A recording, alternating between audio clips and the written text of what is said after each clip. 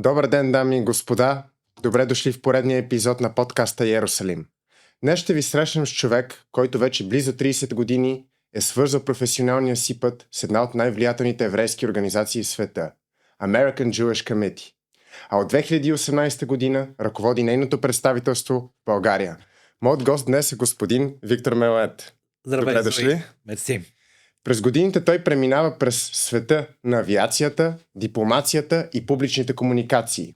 А днес е сред най-разпознаваемите общественици, работещи за развитието на отношенията между България, Израел и международната еврейска общност. Освен това е дългогодишен генерален почетен консул на Кралство Тайланд в България и автор на няколко художествени книги. Днес ще говорим за историята на American Jewish Committee, за малко известни истории от нейната над 120 годишна дейност, за дипломацията, за България, Израел и Тайланд, както и за уроците, които животът, литературата и дългогодишния обществен опит могат да дадат. Аз съм Зуйха Шмунай, това е подкаста Йерусалим, направен от злато и мечти. Добре дошли отново. Прекрасно въведение, Зуи. Нали мога на ти да говоря, познаваме се от много отдавна.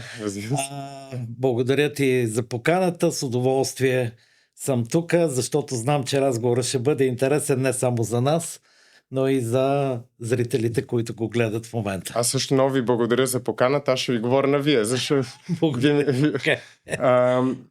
Първият въпрос ще бъде автобиографичен. Работили сте в авиацията, дипломацията, пиара, литературата и международните отношения, много разнообразни дейности. Коя професия най-много ви разочарова, след като я видяхте отвътре? Аз ще ти отговоря на този въпрос, но бих искал да почна с нещо друго, свързано наистина с моята същност като човек. Защото аз съм комбинация от някога наричани два взривоопасни елемента. Моята майка арменка, моя баща е евреин. Това е било рядко съчетаване на този тип етноси. То продължава да е рядко и за момента, но истината е, че е било възможно в България и това мене ме прави безкрайно горд и щастлив, не само защото съм продукт на тия два велики етноса, а и защото наистина съм се родил, отраснал, живял, възпитал, развил като човек в България. А вие знаете ли арменски? Аз единствената баба, която аз помня от моите баби и дядовци, е моята баба по арменска линия. И покрай нея аз като дете можех много добре да говоря арменски и до ден днешен разбирам арменски, много повече отколкото ладино. Но липсата на възможност да общувам с арменци закърни моя арменски. И сега разбирам, когато около мене се говори на арменски, дори мога и да преведа част от разговора, но ми е много трудно вече да говоря. Но аз исках да кажа друго, което е много интересно и характерно за България.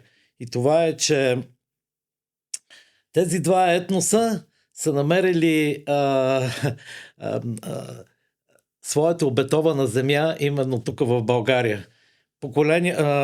Корените на моя баща по еврейската линия са обитават тези земи от почти 5 век.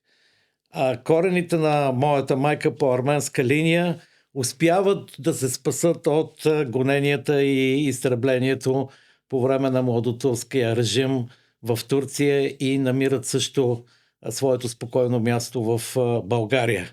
И двата етноса се срещат в Пловдив, защото Пловдив е уникален град именно с това, че обединява различни етноси, дава възможност за просперитет, за работа, но най-вече за спокоен и нормален живот.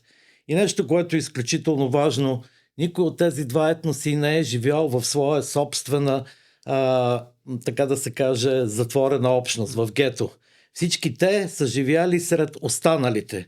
И това е, може би, един от уникалните български модели на етническа толерантност и съжителство между етносите, защото нито един от етносите не е бил капсулиран и затворен в своята собствена среда, а е имал възможност да общува и с останалите и по този начин да се развива като гражданин на България. Затова аз себе си чувствам преди всичко като българин.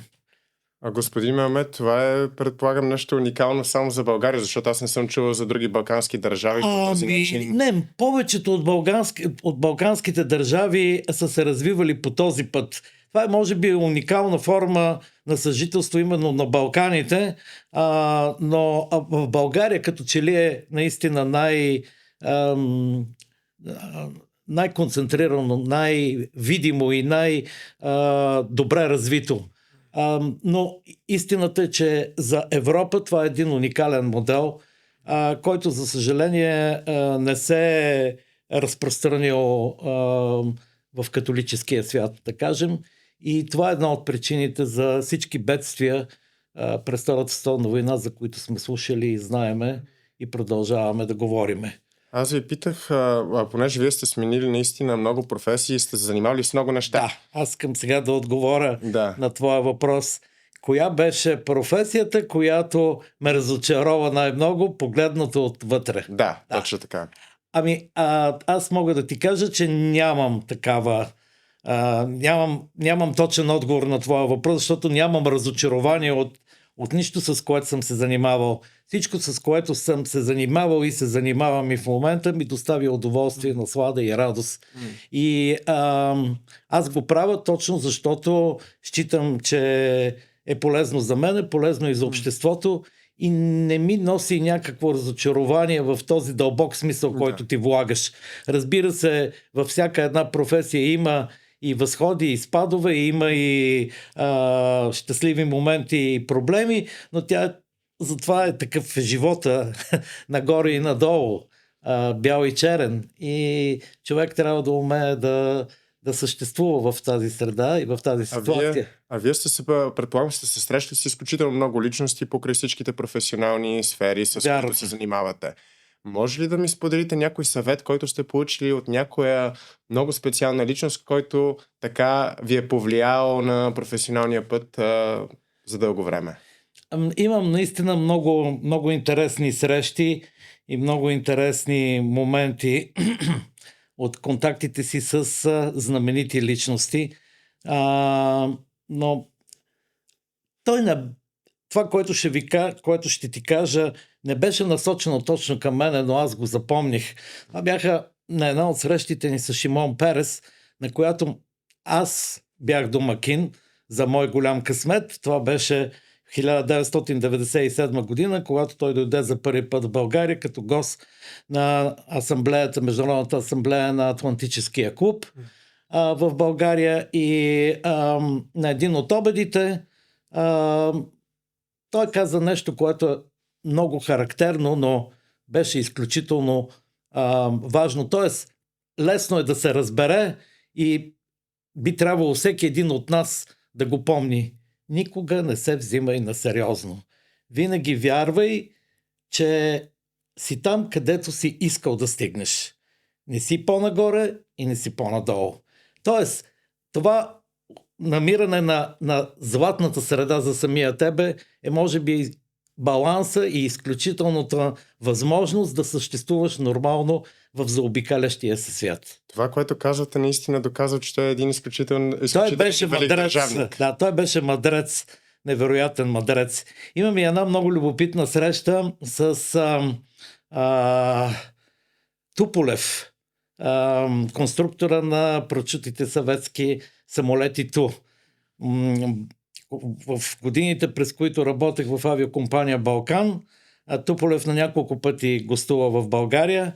Имаше една среща специално с хората, които работеха в авиокомпания Балкан, защото Балкан беше първата извън Русия авиокомпания, която започна да експлоатира прочутите руски граждански самолети Ту-134, Ту-154. И тогава той разказваше за проекта Ту-204. И аз като млад журналист тогава в авиокомпания Балкан, работех в ведомственото издание на компанията, смело го попитах, а кога можем да очакваме, защото той много хубаво разказваше за този самолет, какъв ще бъде. И казах, кога можем да го очакваме този самолет да се появи на живо, наистина. Той ме погледна, усмихна се и казвам на руски, после ще преведа: ти еще молодой, ти дъждеш се. Ти си още млад, ти ще дочакаш. Така че... А имахте ли възможност да управлявате самолет или не се е случило такова нещо, или мечтали ли сте си? Много пъти съм пътувал в пилотските кабини на самолетите от авиокомпания Балкан, защото съм имал много приятели пилоти. Това беше и част от моята работа, да описвам техния живот, техния начин на професионални умения и качества. Не съм имал щастието да управлявам самолет. Може би това е една от мечтите ми, които все още не е сбъднат. Има още много дълго време, така че дай Боже, ще се случи. Моите уста, Божиите очи. Сега бих искал да ви попитам за AJC. Преди да навлезем в конкретни истории, бих искал да запознаем зрителите с една организация, която в България се говори сравнително малко. Вие сте директор на представителството на American Jewish Committee в България от 2018, а отношенията ви с организацията започват чак от 1996 година. Как започна всичко и как бихте обяснили с няколко изречения какво всъщност представлява AJC?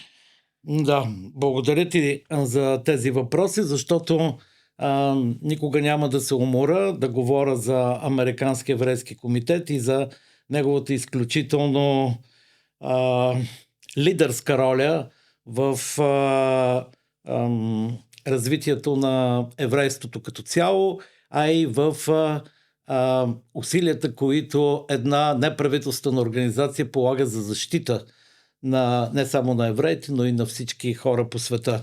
AJC е може би най-старата неправителствена организация в света, създадена през 1906 година от 12 заможни американски евреи, които в един момент са много загрижени и изключително притеснени от погромите, които по това време се извършват срещу евреите в царска Русия.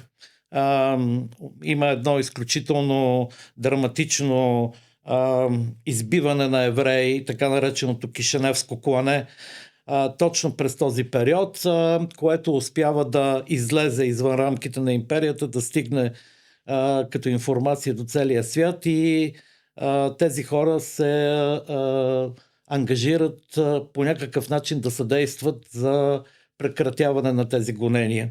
И всъщност Американски еврейски комитет още тогава се създава като организация, която да защитава правата на етноси и нации, които са потискани, които са в неравностойно положение. Разбира се, започва се с евреите. Техният метод и техният начин на работа е така наречената тиха дипломация. Това са много влиятелни хора, които успяват със своите контакти, със своите връзки и възможности на ниво държавни институции, първо в Съединените щати, а след това и по света, да се опитват да намират решение на проблеми, които съпътстват еврейските общности по света. От 1906 до 2026 година, това са 120 години, тази организация не е прекратявала своята дейност и се е развивала непрестанно и много, много напред е отишла в начина, по който работи и с възможностите, които е придобила. Как аз се свързах с Американски еврейски комитет? Трябва да бъда честен и да кажа, заслугата е на бившия министър на външните работи, господин Соломон Паси, с когото сме дългогодишни приятели от деца. Той беше първият човек, който попадна в полезрението на Американски еврейски комитет, още в качеството си на председател на Атлантическия клуб България и при едно от първите посещения на делегация на AJC в България, той ме привлече и мене и ме запозна с тези хора. По някакъв начин се появи симпатия, може би химия. наречи го както искаш, между мен и тогавашния ръководител на AJC, господин Дейвид Харис, изпълнителният директор, защото организацията е много добре структурирана. Тя има председател, който се избира за кратък период, за 2 мандата от по 2 години, но има изпълнителен директор, който се назначава от борда на AJC и той е, така да се каже, фактическия ръководител на тази организация. Той взима решенията, той определя темповете на политиката, която е зададена от борда и председателя. От 1996, това беше първото посещение на такава делегация в България. Аз започнах своите контакти с Американския еврейски комитет. Присъствал съм от следващата година, от 1997 до тази година неотлъчно на всички годишни срещи, които AJC е провеждало в Вашингтон, в Нью-Йорк, а на 2 пъти и в Израел, Тел-Авив и Йерусалим. Това са единствените задгранични бордове, така да се каже, годишни срещи, които AJC е правило. И макар да съм бил в началото горещ привърженик на тази организация и да съм сътрудничил с каквото мога напълно волунтаристично и така да се каже, давайки всичко от себе си, по инициатива на Дейвид Харис през 2018 година, той реши, че трябва да формализираме нашите отношения. Освен това вече беше абсолютно убеден, че България е едно изключително място, в което еврейската общност съществува от векове и е оцеляла и се развива изключително добре и динамично, и прецени, че AJC трябва да се превърне в глобална организация. Затова направихме и офис на AJC за България, който да може да покрива, така да се каже, и голяма част от Западните Балкани. А понеже вие споменахте тихата дипломация, и преди да започнем интервюто, прочетох история, която е свързана с Хенри Форд в началото на 20 век. Да. Че Хенри Форд започва да издава един антисемитски вестник и вместо AJC да го конфронтира публично, тя използва точно този метод на тихата дипломация и съдебния натиск. Иска да ви попитам, може накратко да обясните какъв е този метод и дали той е възможен в ерата на социалните мрежи, в която живеем? Хубав въпрос. Истината е, че подхода и политиката на Американския еврейски комитет винаги се отличава драстично от това, което в по-голяма степен или в по-малка степен правят други по-големи или по-малки еврейски организации. Те винаги са преценявали, че дипломацията е по-работещия метод, отколкото, както ти нарече, директната конфронтация. Когато е необходимо, AJC е винаги с позиция и винаги изключително остро и безкомпромисно осъжда някакви прояви. Не трябва да се мълчи, истината трябва да се казва винаги, и поради тази причина американските евреи, членове на AJC, са точно толкова безкомпромисни, колкото трябва да бъдат. Но когато става дума за големи, за глобални въпроси, които изискват много повече гъвкавост, много повече дипломатичност, AJC е незаменима, защото в този колектив от хора, между другото, забравях да кажа, че това е, може би, най-голямата в момента американска еврейска организация, най-влиятелна на територията на Съединените щати, с най-голяма членска маса, с клонове в почти всички щати, може би над 100 хиляди, 120-150 хиляди члена има Американски еврейски комитет.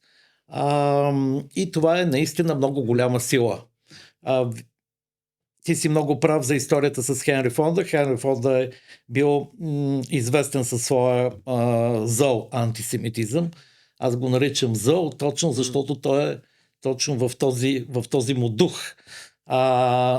И тогава той обаче си намира майстора, както се казва. Именно хората, които създават AJC по това време, изключително влиятелни и мъдри хора, успяват да поставят нещата така, че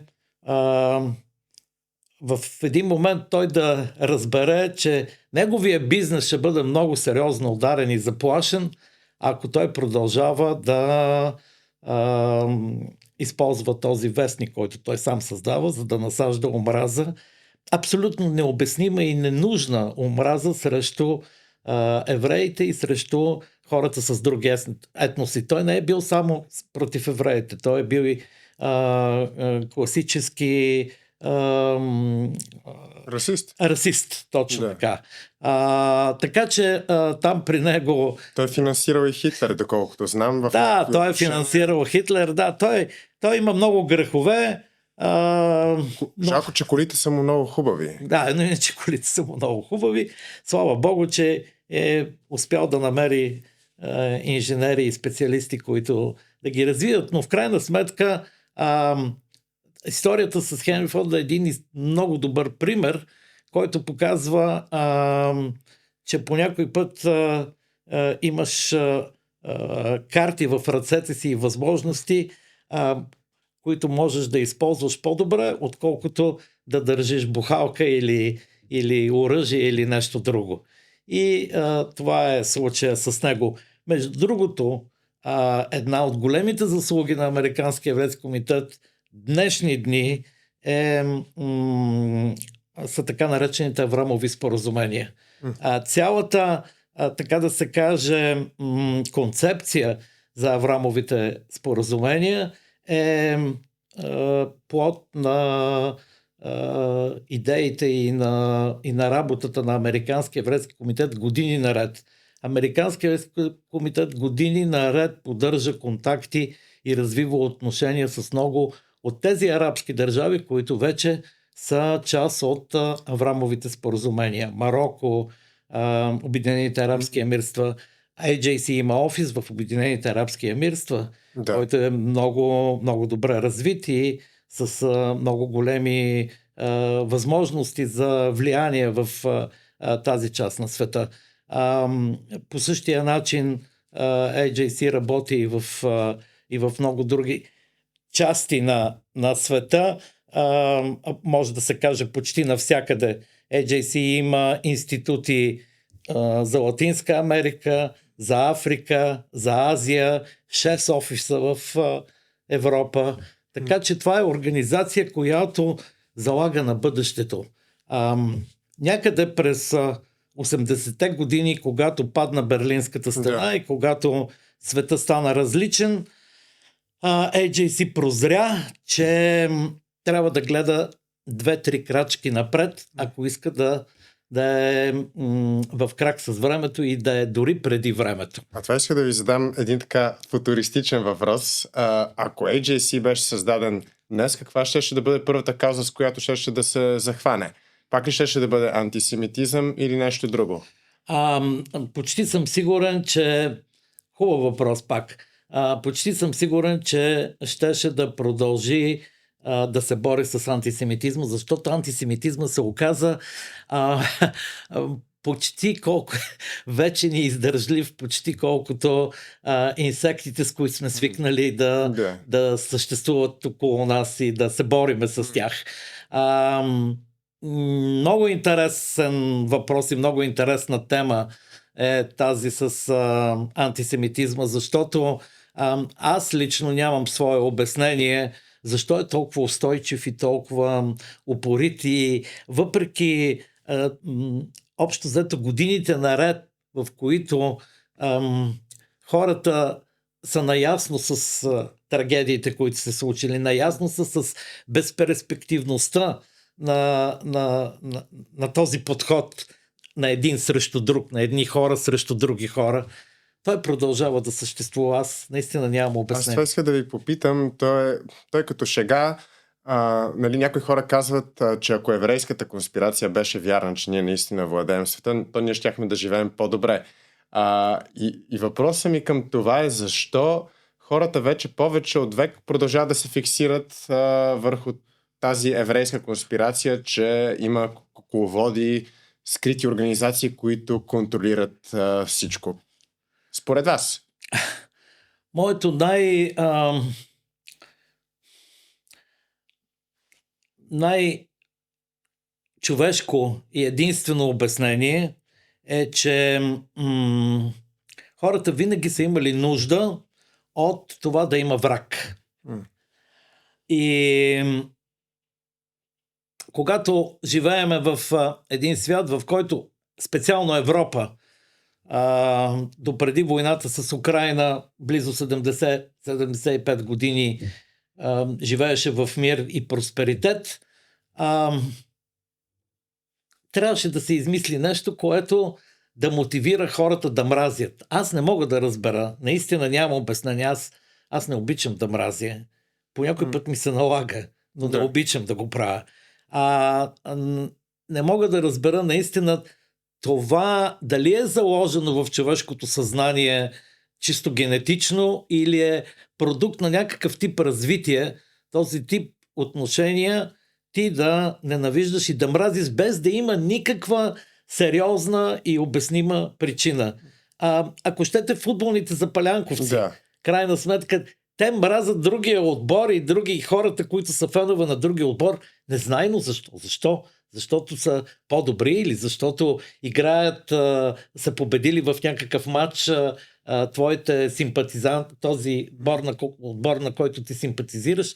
Нямам обяснение. Те не са там заради любовта към играта. Точно така. И това, което иска да ви попитам, каква е връзката между AJC и Негев, която е организацията на приятелите на Израел в България? Каква е дейността на Негев като цяло? Първо благодаря ти за въпроса за Негев, защото Негев е една организация, която според мен може да бъде много добър модел на организация не само в рамките на България, не само в рамките на Европа, а бих казал абсолютно глобално.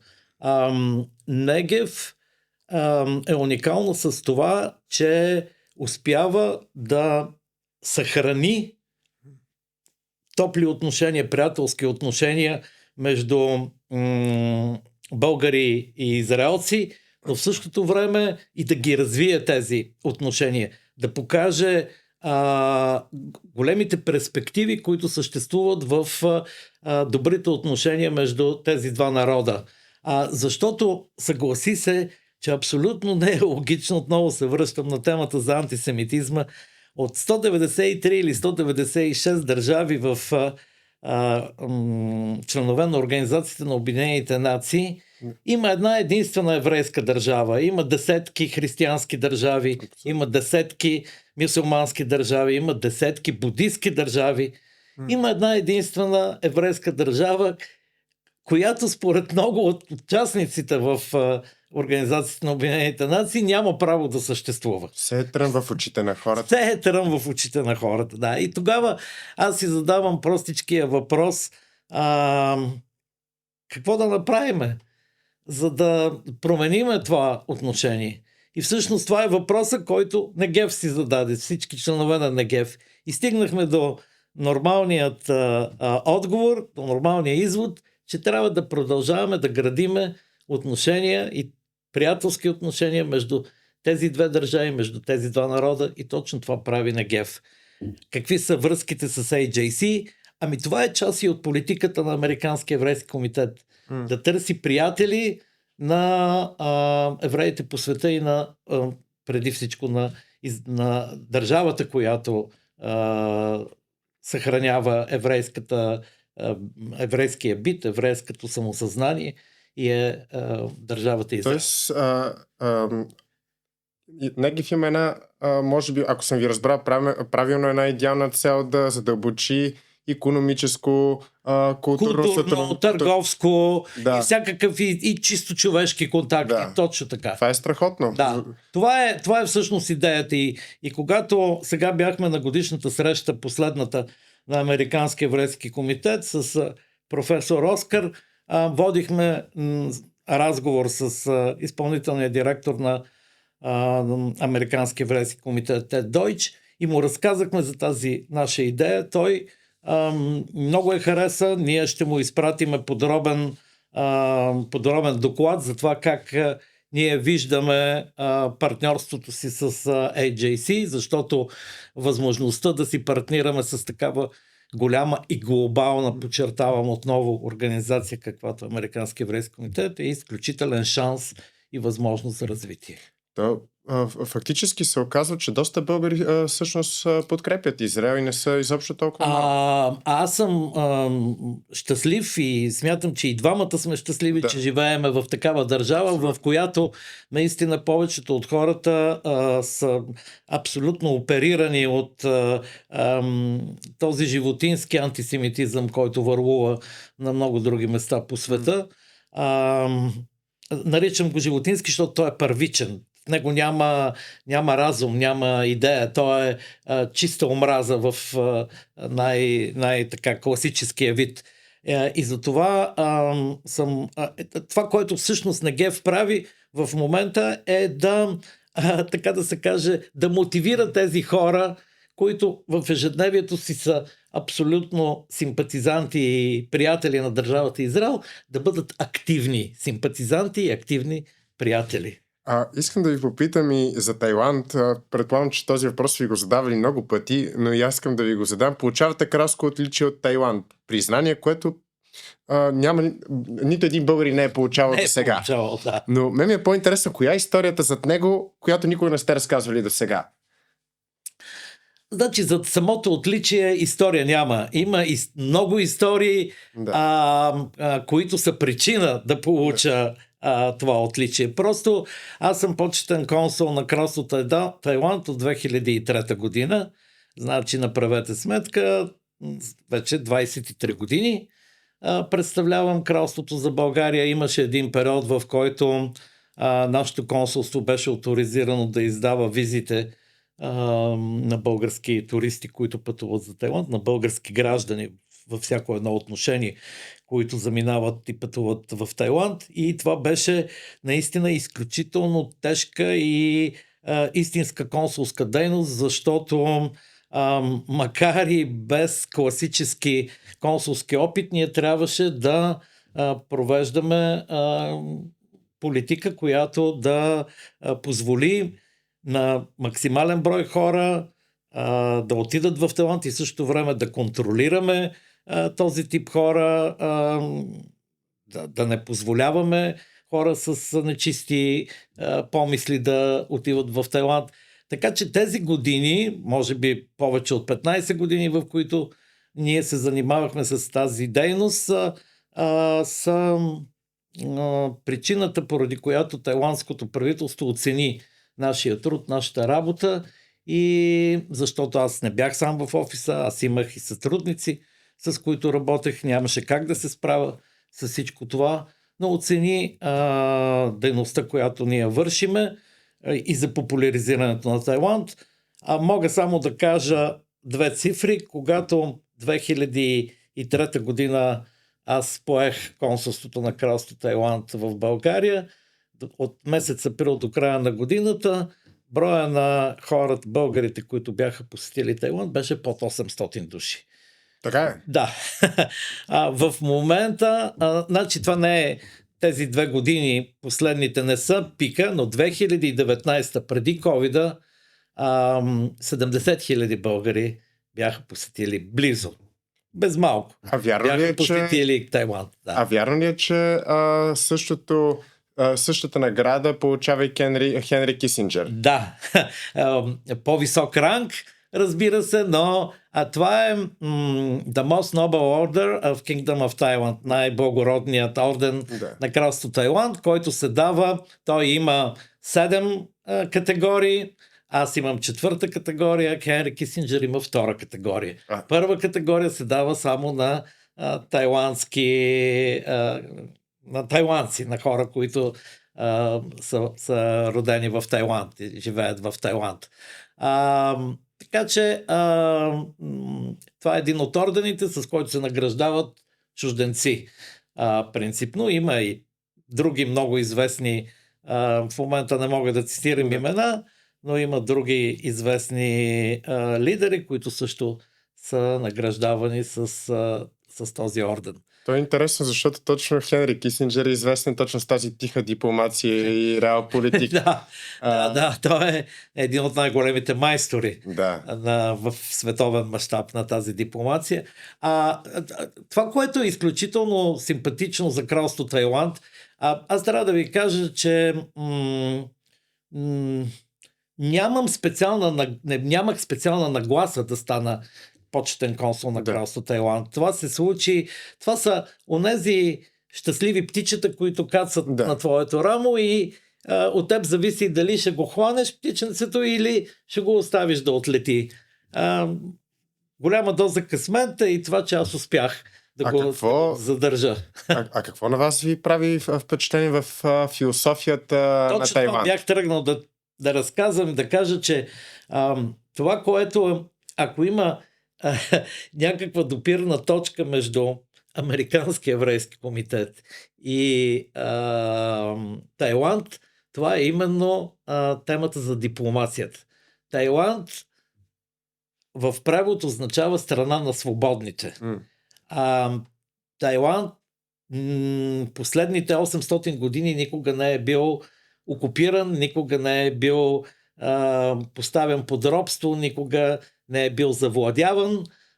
Той е устоявал своето съществуване не на военното поле, не чрез оръжия, а именно чрез дипломация и чрез отношения с съседите си. А той е бил обграден от много опасни съседи. Значи, отгоре е Китай, отстрани е Миямар, Бирма, от другата страна Камбоджа, кмерите. Той е имал много опасни съседи, които винаги са имали апетити и желания да... Муай Тая тогава ли са... Каква е? Муай Тая, е от онова време и той също е част от този тип философия, за който ти говориш, защото той се заражда като бойно изкуство за бодигардовете на кралското семейство. Но без оръжие. Те никога не са ползвали помощни инструменти, така да се каже. Нито саби, нито ножове, нито пръчки, както примерно някои от японските бойни изкуства. Всичко е било въпрос на ръце, крака, лакти и колене. И това е развито и се е превърнало в спорт. Но това, което е изключително уникално за Муай Тай е, че това е може би единствения боен спорт, който се играе на музика, на музикален фонд.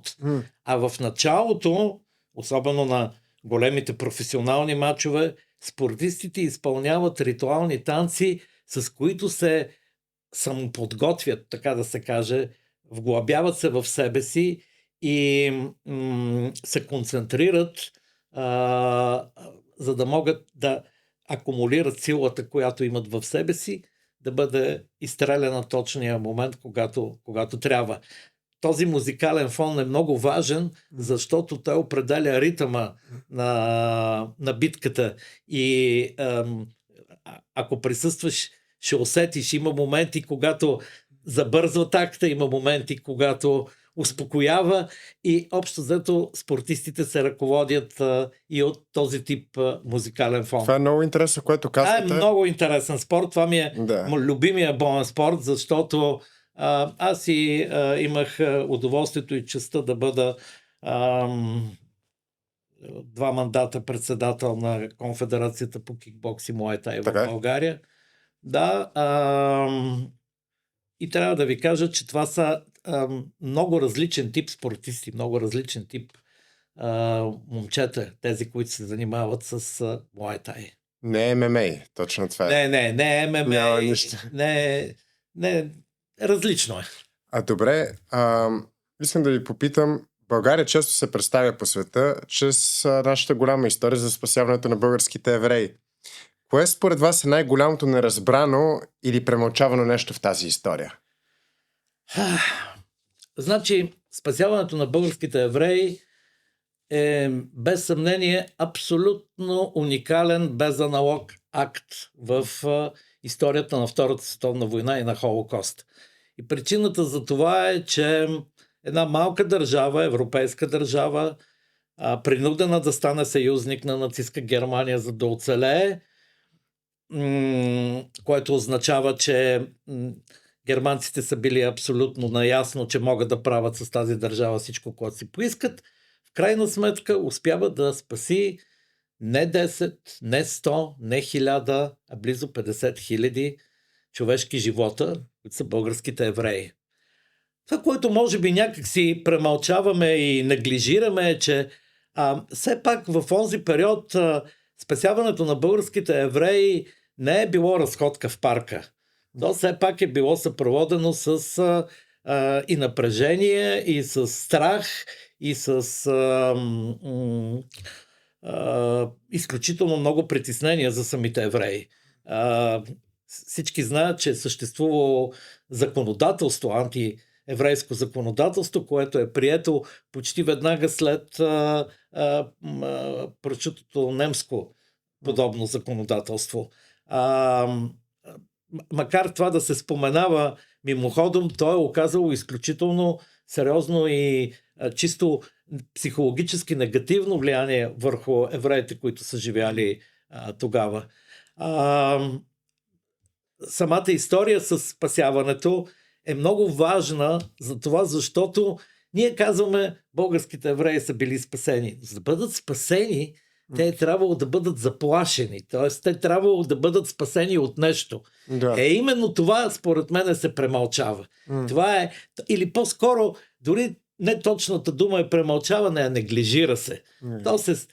То е, били са там заплашени, ама ние сме ги спасили. И второ, кои сме ние, кои сме ги спасили, защото имало много хора, и това също трябва да се каже, които са се подали на класическата пропаганда в онези години срещу евреите и са хвърляли камъни по евреите и са се радвали, че те носят, макар и малки, много по-малки от изискваните жълти звезди, отколкото са били в Европа по това време. Нашите звезди са били 2-3 пъти по-малки, отколкото. Те са били като копчета, а не са били големите парчета от плат, които и по филмите в момента се виждат.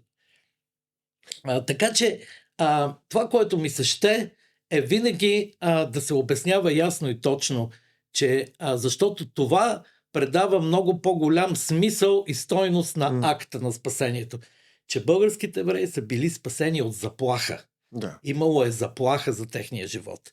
Имало е заплаха за тяхното съществуване като етническа група в България. И затова тежестта на спасението е толкова голяма и относително толкова голяма и толкова важна. Не само за България, а за Европа и за света като цяло. То беше много интересно. Бях прочел точно Беркеле. Пише, че българите просто те не разбират расовия проблем и не могат да разберат какъв е той. Да. Има много такива писани истории от немските свидетели по това време. Наистина българите не могат да разберат. Аз смятам, че наистина мястото, което са се случили всичките тези събития, Пловдив основно, е уникално точно поради тази причина, с която почнахме нашия разговор, че той е бил място, където етносите са се чувствали добре, спокойни и всички са се чувствали българи, независимо дали са били арменци, роми, турци или евреи. Господин Меомед, ще ви задам още два въпроса. Казва, че пиар възприятието често е по-силно от фактите. Къде според вас е границата между добрата комуникация и манипулацията? Границата е вододела е истината. Истината е най-важното нещо. Защото при представянето на нещата ти трябва да представиш 100% истината. Манипулацията е свързана с част от истината и с изкривяване на истината. Затова смятам, че на този въпрос най-краткият отговор е истината. Благодаря ви и иска да ви попитам, вие сте издали няколко художествени книги. Историите там, те измислени ли са, или това е част от вашите мемуари, или често тези истории, които са истинските, е по-добре да се разкажат по художествен начин? Аз винаги няма да се уморя да повтарям, че това е литература. Да. Всеки писател ползва своя житейски опит, ползва това, което е натрупал като философия, като идеи, но той художествено ги пресъздава. Щях да напиша, че това е автобиографична книга или това са автобиографични разкази. Да. Не са. Това е истинска художествена литература. Историите можеха да бъдат истина, наистина, и вероятно някъде може би са се случвали, но не и в моя живот. Но аз съм ползвал това, което съм преживял, това, което е натрупано като опит и като познание за света и за отношенията между хората. Защото моите разкази в 99% от случая са свързани с отношенията между хората. А вие колко държави сте пътували? Сигурно много. Аз не съм ги броил. Имаше един период, в който общо взето си водех бележки. В много държави съм пътувал. Това е голям късмет, никога няма да забравя. Бях войник и случайно попаднах при един дановист, който беше много забавен човек и каза: аз ще ти направя един бърз хороскоп на живота, ако искаш. И аз казах да, аз не знаех даже какво точно означава хороскоп тогава, бях толкова млад. Но две неща съм запомнил от това, което той каза, защото за мен тогава, да кажем 1976-7 година, бяха абсолютно невероятни. Той каза: ти ще имаш много интересен живот и ще пътуваш много. И аз казах: Боже, какво ми говори този човек? Нали? Аз бях в казармата, по това време бях в отпуска просто. И викам: какъв интересен живот? Какво точно... Явно се е сбъднал. Да, какво точно ми говори? Да, и се сбъдна. Последният въпрос, който искам да ви задам: какво бихте искали да кажете на моите хора в България? Нещо, което никога да не забравят, независимо на къде ги отведе животът. Вашия съвет от вашия опит. Какво бихте искали да им кажете? Това, което научих от Шимон Перес. Бъдете себе си. Никога не се взимайте прекалено много на сериозно. Бъдете такива, каквито сте. Независимо колко високо стигнете. Независимо колко високо сте отлетяли. Да. Господин Мехмед, много ви благодаря за разговора. За мен беше изключително удоволствие. И за мен е наистина, Зои. Благодаря ти. Благодаря ви и благодаря на вас, драги зрители, и очаквайте нашия следващ епизод. Това беше подкаста Йерусалим. Аз съм Зуи Хашмунай. Довиждане.